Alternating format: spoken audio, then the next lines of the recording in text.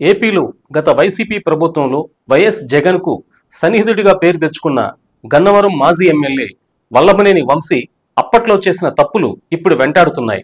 ముఖ్యంగా నియోజకవర్గంలో తాను చేసిన తప్పిదాలు బయటికి రాకుండా చూసుకునేందుకు సొంత పార్టీ టీడీపీని వీడి వైసీపీలోకి వెళ్లడమే కాకుండా చంద్రబాబు, లోకేష్, భువనేశ్వర్ గారులను ఉద్దేశించి చేసిన తీవ్ర వ్యాఖ్యలు ఆయనకి ఇప్పుడు శాపంగా మారాయి. దీంతో వంశీ పేకల్లోతు కష్టాల్లోకి జారిపోయారు. గన్నవరం టీడీపీ ఆఫీస్ పై దాడి కేసులో నిందితుడిగా ఉన్న వల్లభనేని వంశీ ఆ తర్వాత ఇదే కేసులో ఫిర్యాదుదారైన దళిత యువకుడు సత్యవర్ధన్ బెదిరించిన కేసులోనూ నిందితుడిగా మారారు. అదే సమయంలో గన్నవరం టీడీపీ ఆఫీస్ పై దాడి కేసులో సిఐడి ఆయనపై విచారణ కోసం కోర్టులో పీటీ వారెంట్ దాఖలు చేసి అనుమతి తీసుకుంది. దీంతో ఇవాళ విజయవాడ సబ్ జైలు నుంచి వంశీని అదుపులోకి తీసుకుని పీటీ వారెంట్ పై కోర్టులో ప్రవేశపెట్టాల్సి ఉంది. అదే సమయంలో వల్లభనేని వంశీ భూ కబ్జాలపై దర్యాప్తు కోసం ప్రభుత్వం ఏలూరు డీఐజీ జీవీజీ అశోక్ కుమార్ నేతృత్వంలో సిట్ ఏర్పాటు చేసింది.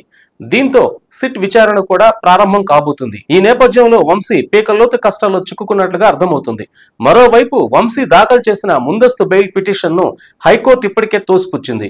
ఇప్పుడు వరుస విచారణ నేపథ్యంలో వంశీ హైకోర్టులో మరో బెయిల్ పిటిషన్ దాఖలు చేయబోతున్నారు.